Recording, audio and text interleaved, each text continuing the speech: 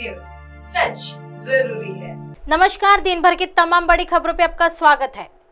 मैं हूं आपके साथ सोनल। आज आपको ऐसे खबरों से रूबरू कराएंगे जो पॉलिटिक्स के सियासत के पन्नों पर एक नया इतिहास बनाते चलते हैं। क्या उद्धव ठाकरे को सियासी संजीवनी दिलवा पाएंगे कपिल सिब्बल? सुप्रीम कोर्ट के फैसले पर सबकी निगाह है। महाराष्ट्र में लगभग एक साल से जारी सियासी ड्रामे में आज फैसले का दिन है।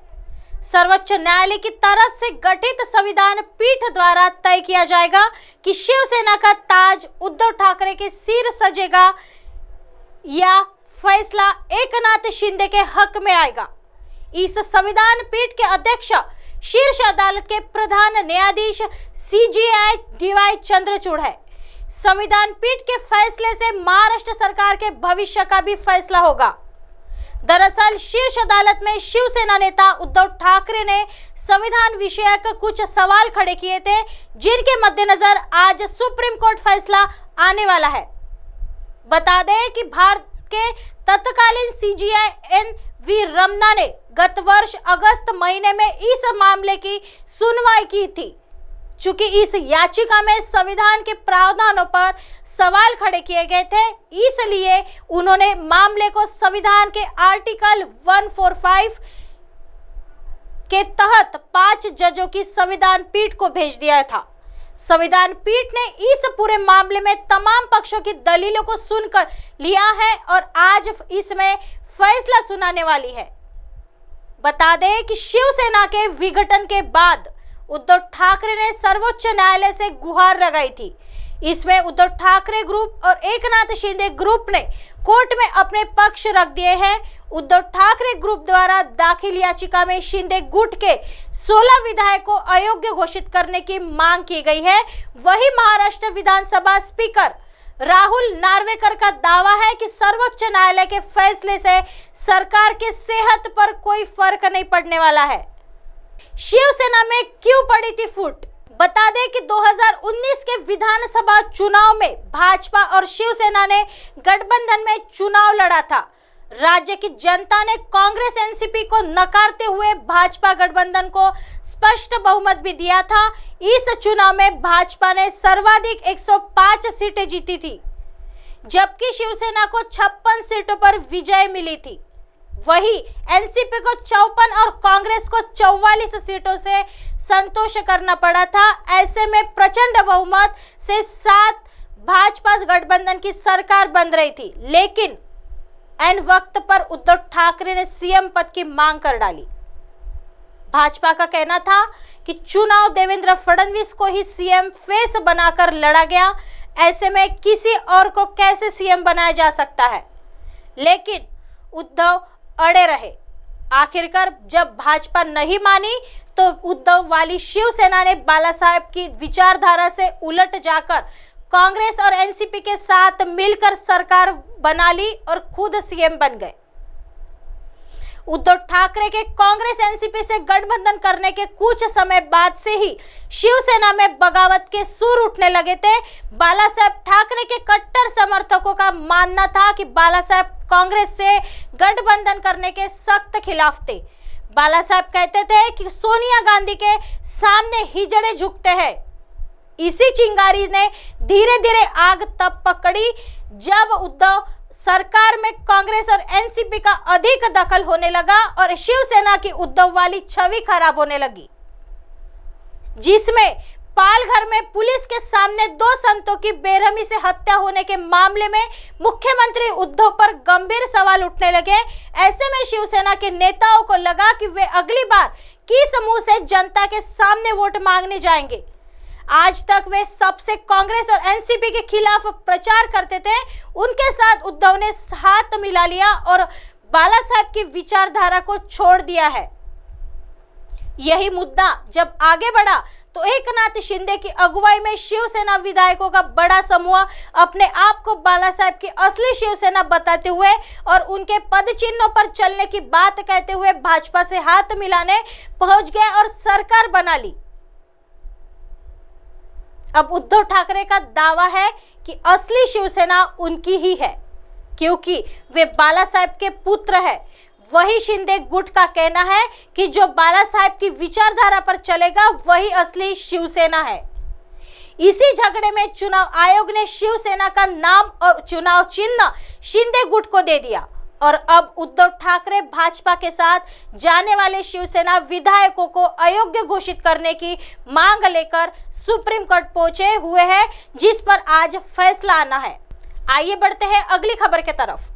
पीएम मोदी ने कहा, अशोक गहलोत मेरे मित्र। राजस्थान के सीएम बोले, मुझे खुशी है।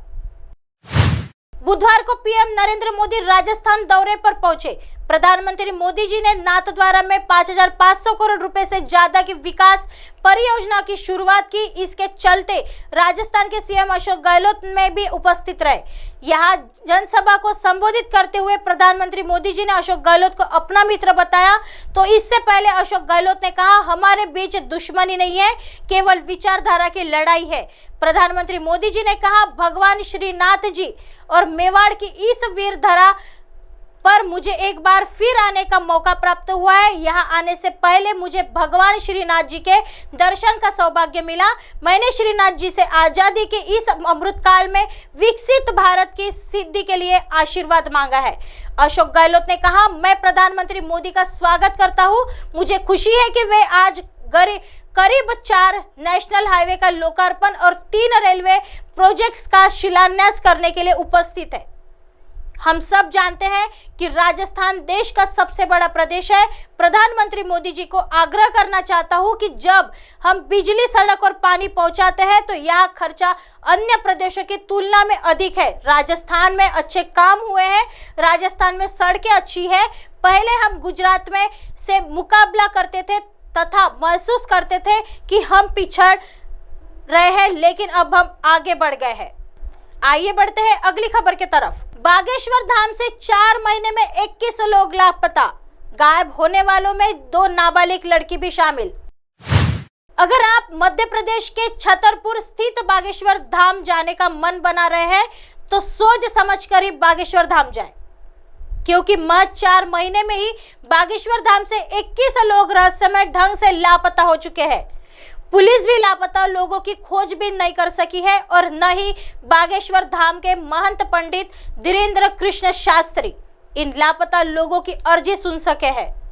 बता दें, छतरपुर स्थित बागेश्वर धाम में प्रत्येक शनिवार और मंगलवार को हजारों की संख्या में श्रद्धालु पहुंचते हैं। प्रत्येक मंगलवार और शनिवार को बागेश्वर धाम के महंत पंडित धीरेन्द्र कृष्ण शास्त्री द्वारा दिव्य दरबार लगाया जाता है। दिव्य दरबार में अपनी परेशानियों को बताने और समाधान पाने के चक्कर में यहाँ बड़ी संख्या में श्रद्धालु पहुंचते हैं। 4 महीने में 21 लोग हो चुके हैं लापता। बागेश्वर धाम से जनवरी महीने से लेकर अब तक 21 लोग लापता हो चुके हैं। परिजन लापता लोगों की तलाश में पुलिस थाने का चक्कर लगा रहे हैं, तो वही कई लोग लापता सगा संबंधियों को खोजने के लिए धाम पर कई दिनों तक टिके रहते हैं। हालांकि अधिकतर लापता लोगों को खोजने में निराशा ही हाथ लगी है। लापता लोगों को न ही परिजनों को खोजने में सफलता मिल रही है और न ही पुलिस को इन लापता लोगों के संबंध में कोई सुराग मिल पाया है। लापता में 2 नाबालिग सहित 5 महिलाएं भी है शामिल। खास बात यह है कि बागेश्वर धाम से लापता हुए 21 लोगों में 2 नाबालिग युवतियां हैं, जिनमें एक की उम्र महज 15 साल है जबकि दूसरी नाबालिग की उम्र 14 साल है।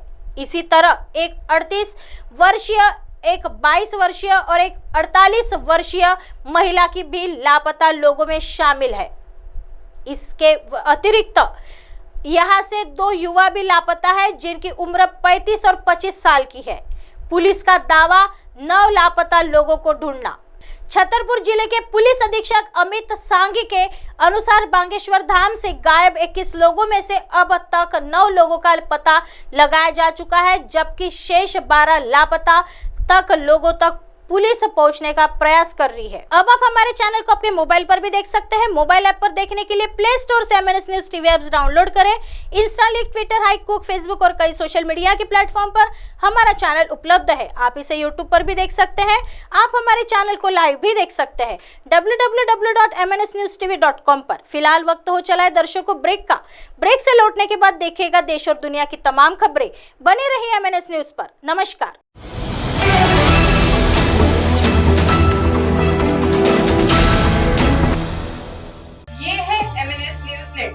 और आप देख रहे हैं MNS न्यूज।